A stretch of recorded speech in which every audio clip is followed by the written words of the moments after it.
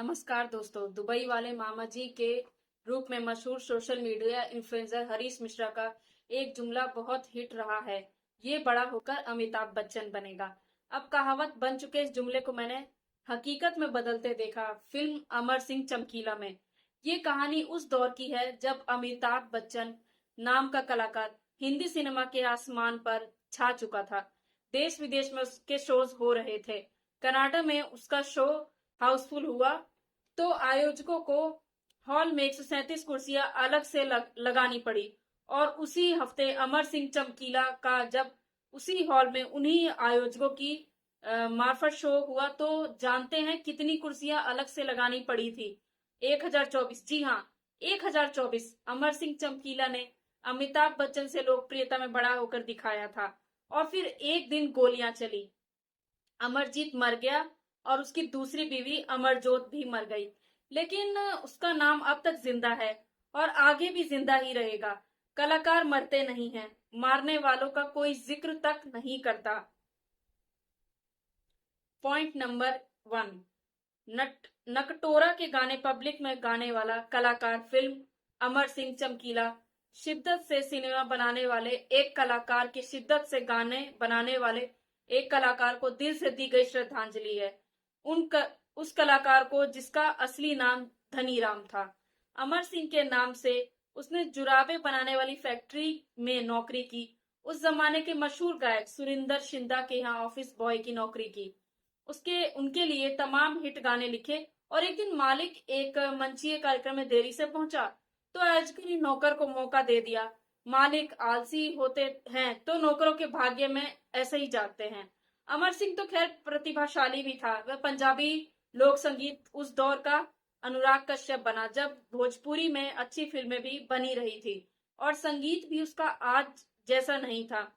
कहानी ये एक ऐसे बच्चे की है जिसके घर में महिलाओं को शारीरिक अंगों की स्थितियों का चित्रण करने की पूरी आजादी थी। कुछ आजादी उसने भी हासिल की और महिलाओं को पुरुषों के साथ अलग अलग स्थितियों में देखने की। बच्चा किशोर हो रहा था, शरीर उसका भी मचल रहा था। बस जो कुछ हुआ था वह उसके गानों में उड़ेल दिया। घर की बारातों के दुल्हन लाने के लिए निकलने के बाद नकटोरों में जो कुछ महिलाएं चोरी छिपे गाती करती थी उस पर अमर सिंह ने अपने संगीत का चमकीला मुलम्मा चढ़ाया और बाजार में हिट हो गया। Point number 2। देश के सबसे मशहूर दलित गायक की कहानी। ये बात तो सच है कि चमकीला अगर किसी ऊंची जाति का होता तो उस पर ना सिर्फ अब तक दर्जनों किताबें लिखी जा चुकी होती बल्कि उस पर फिल्में भी ना जाने कब तक बन गई होती। लेकिन एक दलित की हत्या की तफ्तीश भी आज तक पूरी नहीं हो सकी। किसी को पता नहीं कि अमर सिंह चमकीला को किसने मार दिया और क्यों मार दिया। डाकुओं ने उसे धमकी दी और उसने वसूली भी की। पुलिस ने उसे धमकी दी, एनकाउंटर का डर भी दिखाया। कनाडा गया तो वहां की संगत में भी वही किया। उसने वहीं सबके सामने गाड़ी में बैठते ही बीड़ी सुलगा ली। चमकीला को ये लग गया था कि उसकी गायकी के चलते जिन गायकों की दुकान बंद हो चुकी थी या तो वे या फिर डाकू या फिर पुलिस उसे किसी न किसी दिन मार ही देगी। और जब किसी इंसान के दिल से मरने का खौफ निकल जाए तो फिर उसे बड़े होकर अमिताभ बच्चन बनना ही है। हेयर स्टाइल तो अमर सिंह ने शुरू में ही अमिताभ बच्चन जैसा कर लिया था। विजय वह कनाडा पहुंचकर बना। सिनेमा और प्रोजेक्ट का असली इम्तियाज। निर्देशक इम्तियाज अली ने फिल्म अमर सिंह चमकीला में खुद को भी पाया है। सिनेमा और प्रोजेक्ट का इम्तियाज को समझ आ गया है। इम्तियाज अली कभी कारोबारी सिनेमा नहीं बन सकते, उन्हें एक निर्देशक ही बने रहना चाहिए। पैसे कौड़ी और कला का इतिहास समझते हुए वह कलाकार के दर्द को पहुंचाने वाले फिल्मकार हैं। वह इंसान के भीतर घुटती चीखों को आवाज देने वाले फिल्मकार हैं। फिल्म अमर सिंह चमकीला इसी इम्तियाज को समझाने वाली फिल्म है। कैसे कोई पत्रकार खुन्नस खाकर कोई नैरेटिव बना दे तो एक कलाकार का करियर ही नहीं जीवन भी खत्म हो सकता है। ये इस फिल्म से समझा जा सकता है। कैसे घरों की दादियां, माताएं, बेटियां और बहनें अपने मन की भावनाएं अकेले में, समूह में और पीढ़ियों का अंतर छोड़कर एक साथ ठुमके लगाकर प्रकट करती रही हैं। ये इस फिल्म से समझा जा सकता है। इस फिल्म से ये भी समझा जा सकता है कि खुद को ऊपर समाज, समाज से ऊपर कानून और कानून से ऊपर धर्म का नैरेटिव कितना घातक होता है। पॉइंट नंबर 3, दिलजीत दोसांझ की अब तक की बेस्ट फिल्म।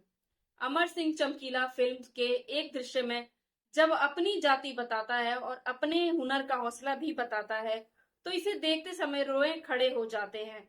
रोए खड़े कर देने वाले दृश्य फिल्म अमर सिंह चमकीला में और भी हैं। जैसे अपना इंटरव्यू लेने वाली महिला पत्रकार से अमर सिंह कहता है, सच और गलत में फर्क करने की हम किसी की औकात नहीं होती। या फिर जब वह अपनी पत्नी से कहता है, मुरीद ही इन दिनों धमकियां देने आते हैं।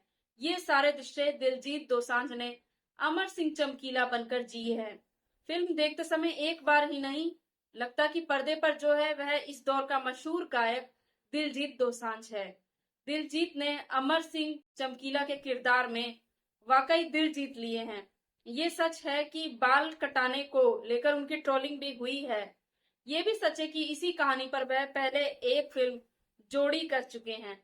लेकिन सच ये भी है कि बायोपिक के घटते आकर्षण के दौर में रिलीज हुई फिल्म अमर सिंह चमकीला दिलजीत के इस कालजयी अभिनय के कारण ही एक मस्ट वॉच फिल्म है।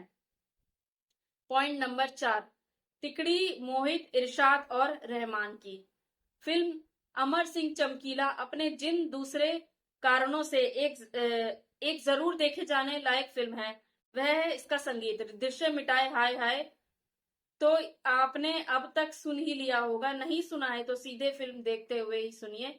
मोहित चौहान, इरशाद कामिल और AR रहमान की तिकड़ी का कोई तोड़ नहीं है। ये फिल्म एक तरह से रहमान की हिंदी सिनेमा में वापसी की फिल्म भी है। उनके संगीत में जब जब लोक संगीत आया है, उन्होंने कमाल किया है। रहमान को पूरब दिल से चाहता है, भागते वो पश्चिम की तरफ रहते हैं। फिल्म का उपसंहार अरिजीत की आवाज में मैनू विदा करो सुनते समय आंखें भर आए, ये लाजमी है। फिल्म की सिनेमेटोग्राफी कमाल है, एडिटिंग और पैकेजिंग और भी अच्छी है। बस पंजाबी गानों के वक्त उनका हिंदी अनुवाद सबटाइटल्स के रूप में नीचे और ड्राइंग की तरह पर्दे पर लिखकर आना खटकता है। फिल्म पूरी तरह से इम्तियाज दिलजीत और रहमान की है। इरशाद कामिल अरसे बाद अपनी लय में लौटे हैं और इसमें परिणीति, अंजुम बत्रा पूरी टीम ने काबिले तारीफ काम किया है। दोस्तों, आपको मेरी ये फिल्म का रिव्यू कैसा लगा कमेंट करके बताइए। वैसे वीडियो बनाने में काफी मेहनत लगती है। आप चाहे तो मुझे मोटिवेट कर सकते हैं मेरे चैनल को सब्सक्राइब या फॉलो करना ना भूले। धन्यवाद। आप सभी खुश रहिए, मुस्कुराते रहिए। जय हिंद।